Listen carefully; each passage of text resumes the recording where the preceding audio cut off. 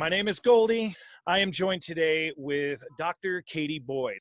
Our goal today is to discuss 3 points of mental health tools for event professionals that can help them through this year or the next half year of 2020.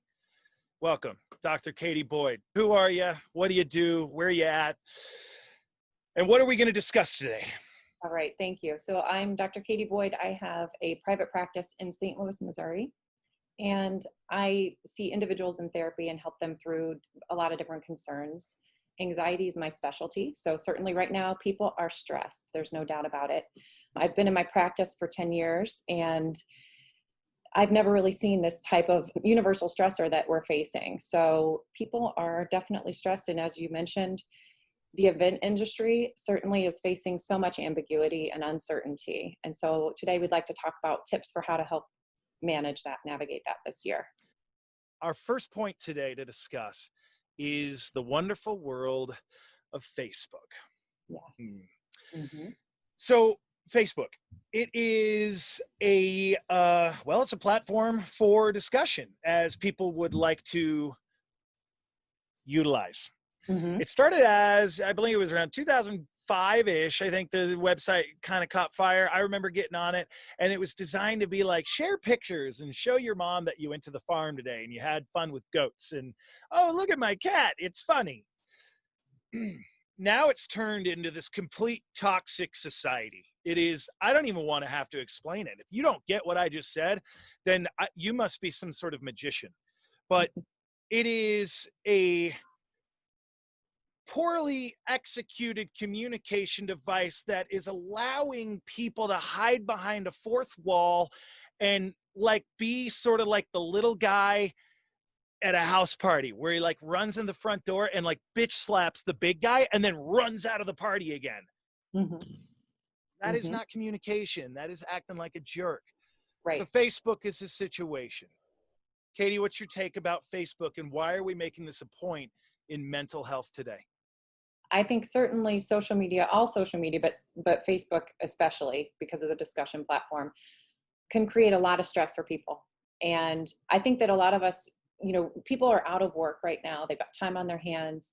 We were isolated during quarantine, so it could be a tool to use to connect with people, as you said. That's what it was designed for. During this time of stress, I think a lot of people are displacing their feelings, they're stressed, they're angry, and they're kind of using Facebook as an outlet for that. It's easy to get sucked into having an argument with a stranger on Facebook in the comments, or even just reading the arguments of other people in the comments. And that creates more anger and stress. And it takes us away from the purpose of that tool, which was to connect with each other, right? Mm-hmm. And so I think it's important for people to pay attention to how they feel when they're reading these comments or getting into arguments and trying to not take things personally. Be objective. So in psychology, we talk about the cognitive distortions that we do. So just errors in our thinking that create our stress. When we take things personally, we're almost always distorting something, right?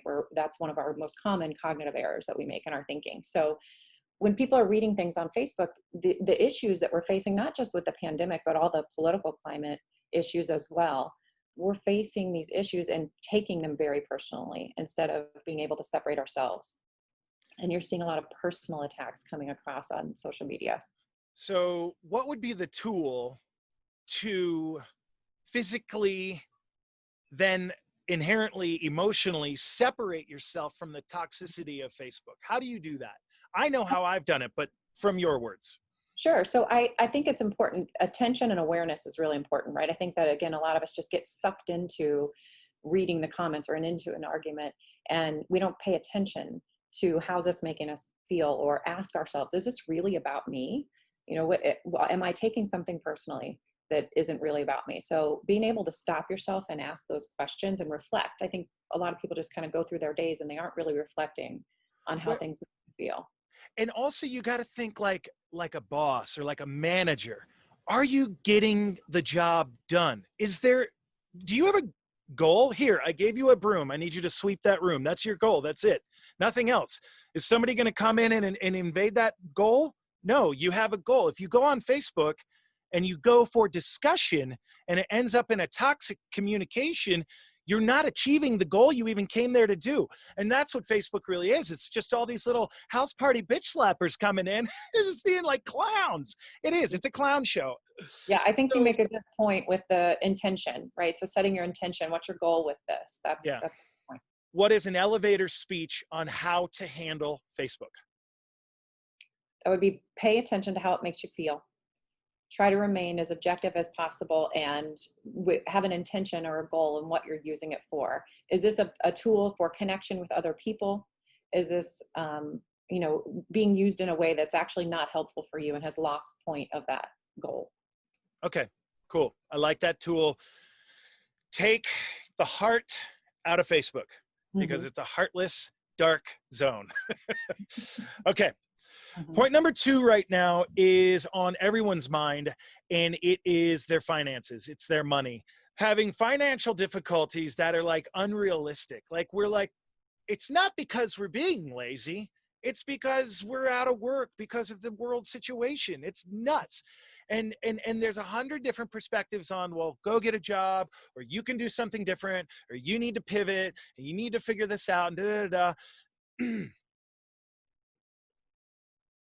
it it doesn't change the end of the day that there's no money in the account. Mm-hmm. So what is the answer? What's the tangible answer to figuring out money July 16th, 2020? What do we do? I don't know. I'm like an announcer, DJ, MC, producer, video, audio guy. Like the last thing I go doing is like hang out at a bank or hang out at like a finance office. Ugh. Right. So yeah, money is a big stressor for people always, but right now, absolutely, you make a good point about you can't just go get a job. Whereas before, a money stressor is something that was in your control to do something about. You could go get a job. You could take on a second job. You could, this pandemic and the current situation is such a unique stressor because it's something that we can't just go do something about. We are very limited in a lot of ways. There's so much about this that's out of our control. And so people definitely, especially in your industry, there are no events happening. People aren't working. There's nothing you can do about that. You can't, you tried to get a concert going and they canceled it, out of your control. And so I think that that's creating that unique kind of stress where there's nothing you can actually do about it. And it feels very powerless, helpless. And so that can cause people to want to stick their heads in the sand and avoid. When we feel stressed or anxiety, a lot of times we want to avoid the issue. And I think that's probably the worst thing we can do. One of the best things we can do for that kind of anxiety is try to find something that you can do about it and take some action. You mentioned you're not a banker. You don't know, no financial expert, right? So like the word tax is a foul word in my language. Like, oh God, you said that. Oh. Right. So finding help from someone who is, right? If you can connect with a banker or a financial planner or someone that can help you with that, there are options out there for people. I think I'm not a financial expert either. Being able to get the information and find, is there something I can do about this? What are my options here to kind of help you feel like there is something that you can do and it's not completely out of your control. So ultimately the answer to money right now is finding a physical human being who can walk you through a process of answers. With the point of money, what is the tool to satisfy mental health with money right now? I mean, I think that first of all, you got to remember that you're not alone in this, right? I think that's an important point about that. All right. You're not alone. A lot of people are in this boat, and that can help relieve some of that stress. It's normal to feel powerless and helpless when the stressor is out of our control like that. Okay. But it's also important to try to take control in whatever ways you can by taking some action. Try to define it and make it something that you can do something about instead of this big ambiguous problem that feels helpless. Yeah. Take action. Go see a banker. That'll help money. All right. Number 1 point, Facebook, be objective, get out. Number 2 point, money right now, go see an expert, a banker, a financial expert. Let them guide you. They know more about it than you do. At least you're getting answers. It'll calm anxiety. That's mental health. Number 3, the point we discussed previous this conversation, our number 3 point is focus. That is waking up in the morning or however you do, maybe you're a night worker and you sleep till 2, whatever, it's fine. Whenever you wake up, that when you wake up, you have a goal that is attainable every day. Like I said, you may not be inventing the next rocket or creating vaccines for the world. I like that one admiral, colonel, captain from the Navy. I don't know. It's a speech. You see it on YouTube. You press play. I know it sounds like a 90-year-old. He says, make your bed every day.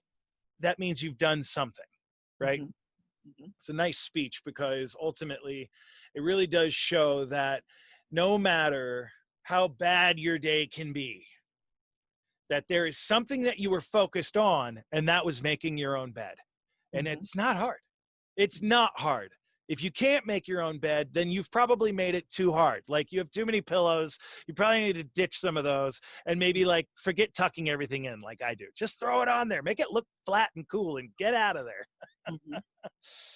I feel great when I do that. When I make my own bed, and then I come home at night and I'm like, things suck today. But then I look at my own bed and I'm like, dude, cool. And then you get in bed and you kick your stupid little legs and you're like, ooh. So, okay. Focus is the point of number 3. In your words, Katie, what does focus mean to anyone in the world of events right now who's out of work, saying, I'm waking up, I literally have nothing to do. What do I do? Will I make more sourdough with everyone? Like you can't eat that much sourdough. Right. So we don't know what day it is. We don't know. The schedules are very interesting right now because there is none. And for people who are out of work. And so being able to, again, kind of create some structure in your life in whatever way that is, having an intention, a goal for your day, a focal point, something that you want to work on, no matter how big or small, being able to have a goal for that day. I love the making your bed everyday goal. It's a simple, something you can get done every single day, makes you feel better. But even bigger than that, being able to kind of have a goal for each day, a focal point of what you want to achieve, what you want to accomplish. Maybe even if it's waking up in the morning and having some routine that you do where you look at the calendar and see what day it is, as simple as that seems. Kind of keep track. Work provided that structure for us, right? So you knew what day it was, you knew what you had on your calendar, you knew what, and that's important for our mental health to have that structure. And so without that, we've seen people not knowing, again, what day it is, feeling very lost. And so having a routine in the morning, something you can achieve that's concrete that you can get done every day can help that feeling. And also in the sense of focus with mental health, would you agree learning that your toxic patterns in your daily routine need to be addressed? Such as maybe you're waking up and you're turning on Facebook and it's just pissing you off. Like, dude, recognize this, okay? Like, stop drinking the vinegar right out of the gate. Wake up and walk somewhere. What would be your words when it comes to being truly effective in being focused? Let's say this. Let's say you wake up and you feel focused and you're like, cool, my goal today is to go grocery shopping, not get mad at not mask wearing people or whatever. And then, and come back and I'm making enchiladas for the house tonight. My goal is to make the best damn enchiladas I've ever made. What if you fail? What if you're focused and you go to make these enchiladas and you just made the worst tasting I don't know how you could, but it's possible. I've seen some really poorly made food out there. What if you fail in your focus? What do you do? I think you pay attention to how you're talking to yourself. Really try to steer clear from that negative focus. Our brains do tend to want to be negative and look for problems and look for what's going wrong. And it's important for us to, like you said, kind of break that habit, notice the routines and the things that you're doing each day that might be, as you called it, toxic. Negative focus. If your enchiladas are terrible, being able to say, well, try again tomorrow. That is so much healthier and better for your mental health than to beat yourself up and feel like a failure and say, man, I can't get anything right. And we can change the way we think. We can change our self-talk, right? And so being able to pay attention to how you're talking to yourself and how that makes you feel, and make a change, get out of the rut of that negative thinking and try to focus on something positive. Even in the worst situations, there are positives to find. I mean, we're finding them right now, like with, the worst situation, COVID, just curveballs, like they're like beam balls, like intentional. This is like it's like a fraternity hell week where they're like, you're just going to have to take it, suckbag. But there are things that are positive that are coming out of it, right? And Yeah. I never talk about like a all roses and rainbows and sunshine kind of perspective, because that's not real, right? But what is real is that when the negative is there, the positive is too. It's usually not completely one or the other, ever. And so being able, our brains again kind of want to grab onto that negative and focus on it, but the positive exists too. So we need to be able to take a look at, even in this situation, people are finding, some of the positives that have come out of it, or people are finding time to connect with family and connect in ways and be at home more, and maybe get out and enjoy the outdoors more when they're used to being in a cubicle all the time. There are some positives that are coming out of this that, we probably may not even recognize until later down the road. But within each day, we can find something that went well or that we're happy about. The focus of a small goal and a big goal. Maybe you make 2 a day. Make the bed and try to build a rocket. See what happens. Okay. So in conclusion, for mental health in July of 2020, number 1, Facebook is a great tool for objectivity. Number 2, money. You may not have all the answers to money right now. None of us really do. It's horrible. I'm part of it. You got to go see an expert. I don't physically have the answers. I'm bad at math. 3's point is focus. Have a goal. I want to add, if that isn't enough and you're still struggling, there's absolutely nothing wrong with reaching out for help from a mental health professional. There's nothing wrong with reaching out during a stressful time to get a little bit of help from a professional. Is a good thing. Dr. Katie Boyd, thank you for being here. I'm going to go practice this.